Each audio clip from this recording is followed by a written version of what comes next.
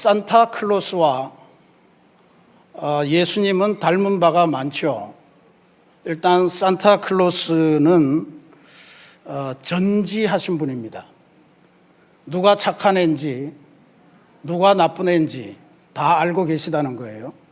우리들의 잠자는 시간, 일어나는 시간도 다 알고 계십니다. 우리가 장난치고 또 우리가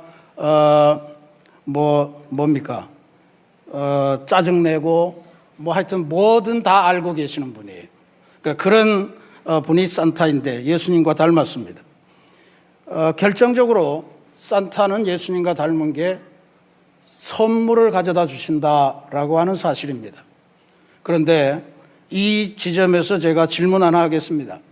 여러분이 발견하신 산타클로스와 예수님의 결정적인 차이를 혹시 아시겠습니까?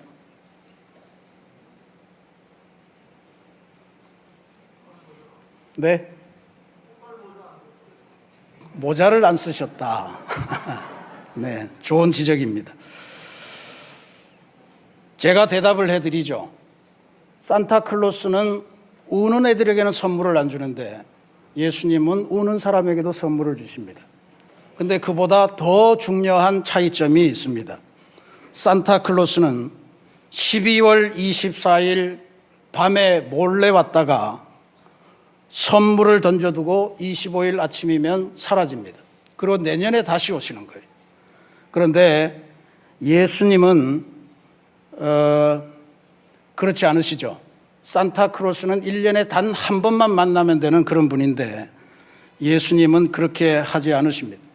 그래서 이 하루만 오셔서 선물만 주시고 가시는 이분, 늘 예수님보다 더 좋아하게 된 거라 그렇게 믿습니다. 근데 오늘날 의외로 예수님의 성탄도 산타클로스처럼 맞이하는 분들이 많습니다. 1년에 12월 달만 주님의 오심을 기뻐하고 나머지는 잠잠하게 되는 거예요. 그러면 우리는 예수님을 믿는 게 아니라 산타클로스라고 하는 이름의 예수님을 믿게 되는 그런 결론이 되는 것입니다. 우리 성도님들 다시 한번 인사하겠습니다. 산타보다 예수님입니다. 산타보다 예수님입니다. 1년을 기다려야 겨우 만날 수 있는 존재, 이벤트 같은 산타 그런 존재로 우리가 신앙생활을 할 수가 없습니다. 오늘 우리가 봉독한 이 요한복음 말씀은 그런 산타와는 전혀 다른 예수님에 대한 이야기를 전해줍니다. 예수님은 잠시 방문하러 오신 손님이 아니라 아예 우리 곁에 살려고 오신 분이다 라고 하는 것을 알려줍니다. 요한복음은 아주 독특하게 예수님의 성탄 이야기를 전합니다. 요한복음에는 예수님이 태어나신 마국간도, 성탄 소식을 전하는 천사도, 경배하러 마국간으로 달려가는 목자도, 또 별을 찾아 아기 예수를 경배하러 오는 동방의 박사들도 등장하지 않습니다. 대신에 말씀이 육신이 되어 우리 가운데 거하심에 라고 하는 어마어마한 선언을 성탄의 핵심 메시지로 우리에게 전해줍니다. 여기서 거하신다라고 하는 말이 대단히 중요한 말입니다. 스케노라고 하는 이 헬라어 단어는 텐트를 치고 함께 사신다 하는 뜻입니다. 성탄은 예수님께서 이 세상에 오셨다는 사실보다 훨씬 더 중요한 것은 그분이 이 세상에 오셔서 내 삶의 한복판에, 내 삶의 옆에 텐트를 치시고 우리와 함께 살게 되셨다라고 하는 사실입니다. 그런데 문제는 이거를 온 세상 사람들이 다 좋아하는 게 아니다라고 하는 게 이제 문제입니다. 나치의 박해로 39세의 나이로 감옥에서 순교한 독일의 본 헤퍼라고 하는 목사님이 계십니다. 히틀러 암살 모의 사건에 연루가 되었다는 혐의로 투옥된 목사님은 1943년 성탄절, 1944년 성탄절을 감옥에서 보내십니다. 그는 감옥에서 이런 질문을 던집니다.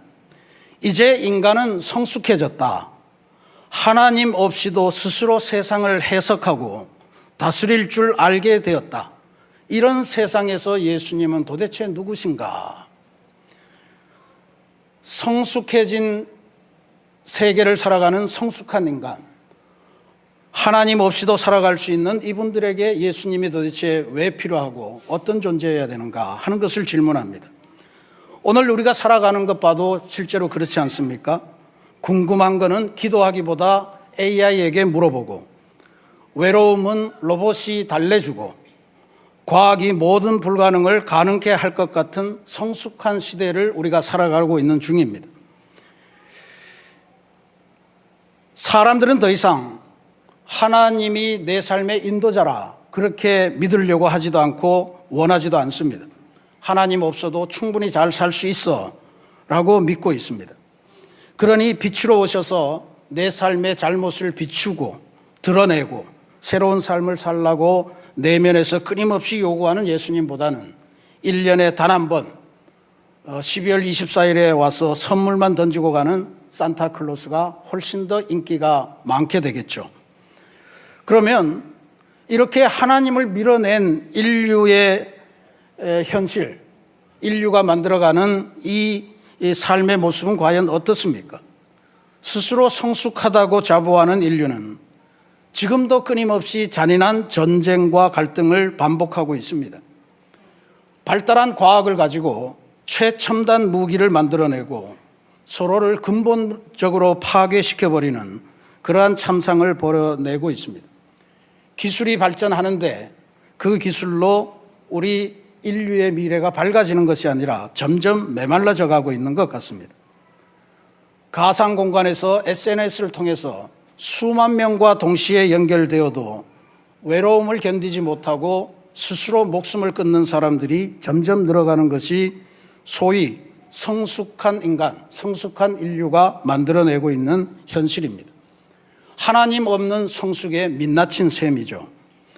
보네포 목사님은 차가운 감옥 안에서 이 사실을 깊이 인식하며 그의 마지막 성탄절의 약혼자에게 유언과도 같은 편지를 씁니다.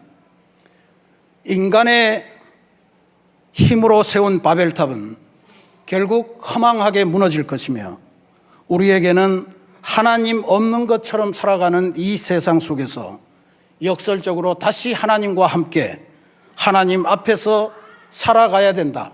그래야만 삶의 능력이 생긴다라고 하는 것을 힘써서 편지에 씁니다. 그리고 그 방법은 하나님의 말씀 속에 나타나는 선한 능력, 그것이 끊임없이 우리의 삶을 감싸며 그렇게 해서 우리를 하나님께서 기뻐하시는 삶으로 인도하시게 될 것이다 라고 하는 것을 고백하며 그의 마지막 편지를 마감 짓습니다. 보네포 목사님이 말씀하신 이 하나님의 선한 능력이 우리를 감싸게 하는 그 비결이 오늘 본문 말씀에 표현되어 있습니다. 말씀이 우리 가운데 거하심에, 예수님은 우리가 위급할 때만 꺼내 쓰는 비상용 도구로 사용해서는 안 됩니다. 우리 인생이라는 집 마당에 텐트를 치시고 우리와 함께 먹고 자는 식구다라고 하는 것을 이 성탄절에 기억하시기를 부탁드립니다. 주님께서 우리와 함께 살아가시는 아주 구체적으로 우리가 할 수 있는 방법은 바로 매일같이 우리가 성경 말씀을 읽는 것입니다. 우리가 2026년 새해부터 옹겨우 맥체인 성경 읽기를 시작하는 이유가 바로 여기에 있습니다. 성경 읽기는 단순히 성경 안에 있는 지식을 습득하는 것이 아닙니다. 내 안에 텐트를 치고 살아계시는 주님과 매일 아침, 매일 저녁 인사를 나누며 인생을 살아가는 길들을 상의하고 부탁하고 도움을 받는 그러한 일입니다. 내 생각과 내 고집, 내 가치관이 아니라 내 곁에 계신 주님의 말씀이 내 삶을 인도하시도록 인도자의 자리를 주님께 내어드리는 것, 그것이 바로 우리가 성경을 매일같이 읽는 이유입니다. 말씀과 함께 이렇게 살아가는 사람은 삶의 상황이 아무리 바뀌더라도 설령 세상이 전쟁과 갈등으로 주변 사람들과 여러 가지 어려운 관계로 상처로 힘겨운 삶이 우리 앞에 밀려 닥치더라도 흔들리지 않는 삶을 살아갑니다. 변치 않는 하나님의 말씀이 우리를 인도하기 때문입니다. 참빛이신 주님이 내 안에서 날마다 새로운 길, 분명하게 가야 될 길을 가르쳐 주기 때문에 흔들림 없이 살아갑니다. 사랑하는 우리 새신교회 성도 여러분, 이제 1년에 한 번 왔다가 가는 산타클로스는 보내드립시다. 대신에 우리 곁에 텐트를 치신 예수 그리스도를 진짜 우리 삶의 주인으로, 우리 삶의 안내자로, 우리 삶의 인도자로 모셔드리는 결단을 이 시간 하시기 바랍니다. 12월 한 달 만의 축제가 아니라 매일 아침 펼치는 성경 말씀 속에서 우리와 함께 살아가시는 주님을 만나는 삶을 이제부터 시작하십시다. 하나님 없이도 살 수 있다는 오만은 내려놓고 하나님과 함께, 하나님 앞에서, 하나님의 말씀과 함께 하나님의 말씀 앞에서 승리하는 진짜 성도의 삶을 시작하시는 거룩한 성탄절이 되시기를 기도드립니다. 2025년 성탄절, 우리 가운데 텐트를 치시고 함께 사시는 주님과 함께 영원히 동행하고 하나님께서 주시는 최후 승리를 얻기까지 끝까지 승리하시는 삶을 살아가시기를 결단하는 복된 성탄절이 되기를 주님의 이름으로 축원합니다. 같이 기도하겠습니다.